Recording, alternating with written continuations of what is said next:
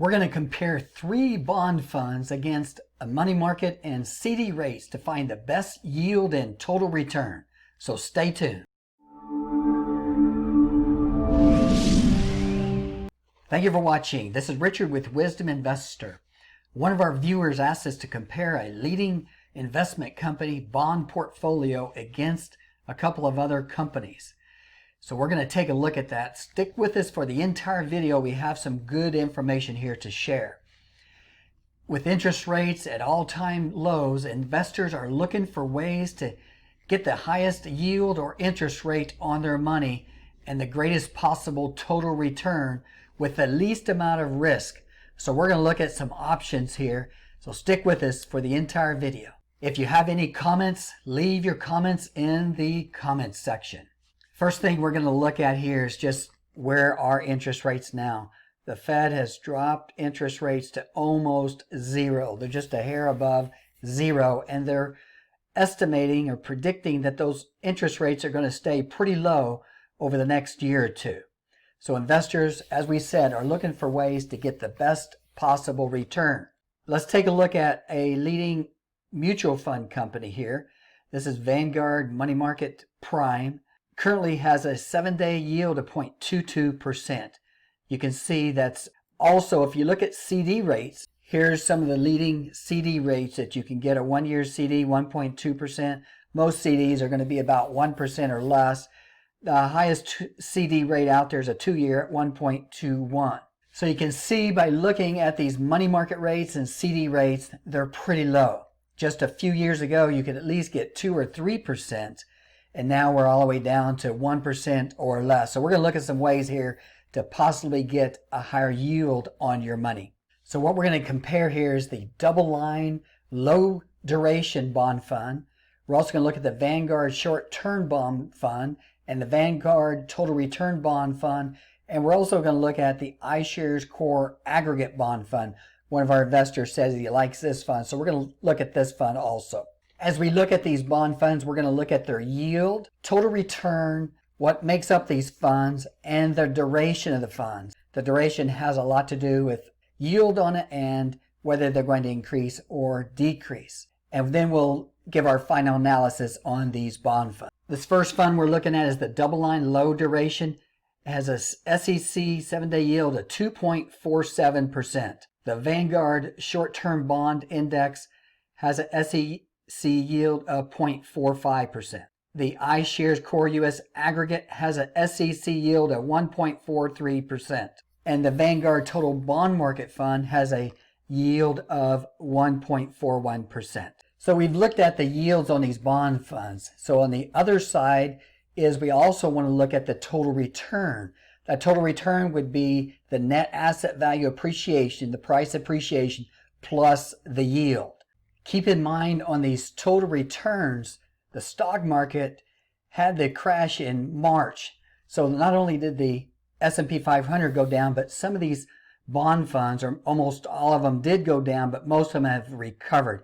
But it did affect some of the total return in some areas. So let's first look at the DoubleLine Low Duration Bond Fund. Total return on this is 0.56%. The Vanguard Short Term Bond Index, we're going to look at the total return on this. It's at 3.87. That's price appreciation plus the yield.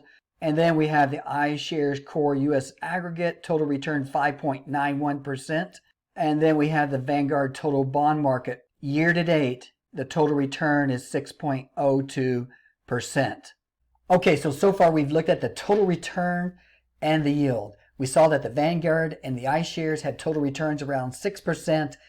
And then on the yield side, the DoubleLine Low Duration Fund had a yield of 2.47%. Okay, we're going to take a look at the differences here. Why are some of these funds that have a higher total return than others have a higher yield? Also, I just wanted to mention all of these funds here are invested in AAA down to BBB funds. They're good quality government bonds in most cases. Some corporate funds in there also. So here's the DoubleLine Low Duration Bond Fund. The effective duration on this is 0.93. The lower the duration, the less funds will move in the net asset value.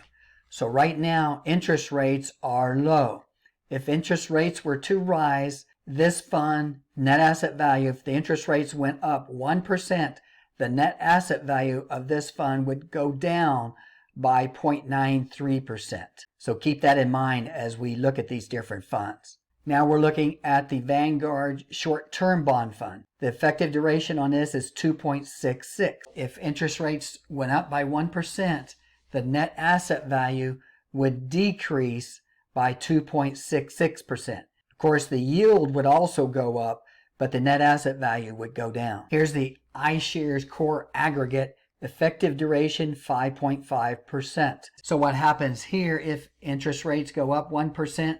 The net asset value is going to change by 5.5%. It's going to go down.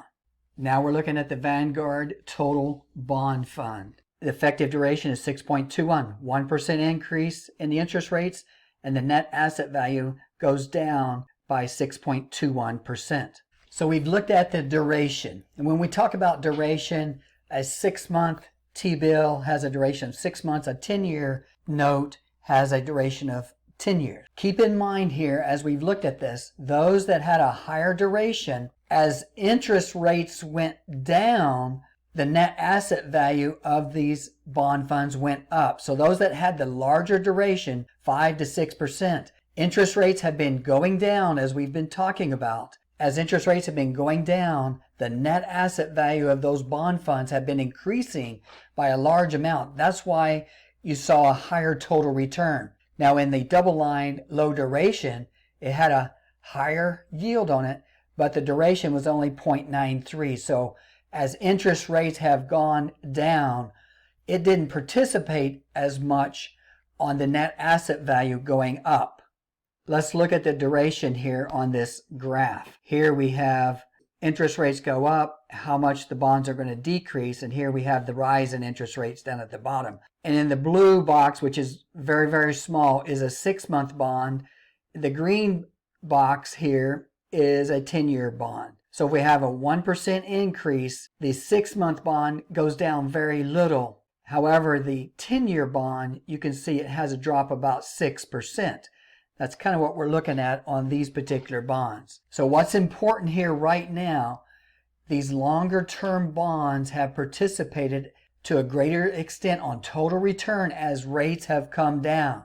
So therefore their net asset value went up. But now we're at 0. Where can interest rates go from here? Well, they can go flat for quite a while, and that would be okay. But if they start to go up, if we get a 1% rise in interest rates, the shorter term bonds are going to have a smaller amount of net asset value change, and the longer term bonds, the longer duration bonds, will see the net asset value come down at a greater speed. So we're back looking at the DoubleLine Low Duration Bond Fund. This has a yield of 2.47%. If you're looking for more shorter term or try to replace your savings instead of a money market or a CD, you want to get a little better interest rate, but you don't want much fluctuation in the price, the DoubleLine Low Duration Bond Fund is the best fund in that area. It's going to get an improved yield, and the net asset value is not going to fluctuate near as much as a longer term bond. Now we're looking at the other end of the spectrum, the Vanguard Total Bond Market. This has a yield of 1.41%. It's not yielding quite as much right now.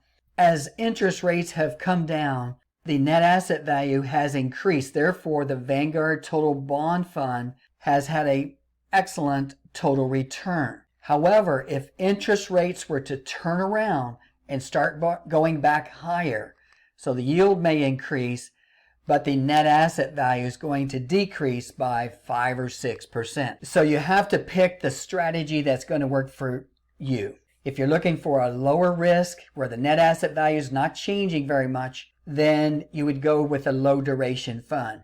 If you think interest rates are going to stay pretty low, they can't go much lower, but you're willing to take a little more risk, then you can use a higher duration bond fund like we looked at as the iShares and the Vanguard Total Return Fund. Let's take a look at on a chart. This is the iShares Aggregate Bond. Prior to the market crash, you can see interest rates were going down and the price appreciation of the net asset value was going up, Then, of course, we got hit with the crash. And then once that was finished, these came back up quickly because interest rates were going down. Now we're looking at the chart on the DoubleLine Capital Low Duration Bond Fund. You can see here very little fluctuation. It does fluctuate a little bit, very little fluctuation of the price, and then we had a higher yield on this. Of course, the market crash took it down, and now it's coming back. So what's the best strategy here? Again, if you want to keep your fluctuation of your net asset value as small as possible,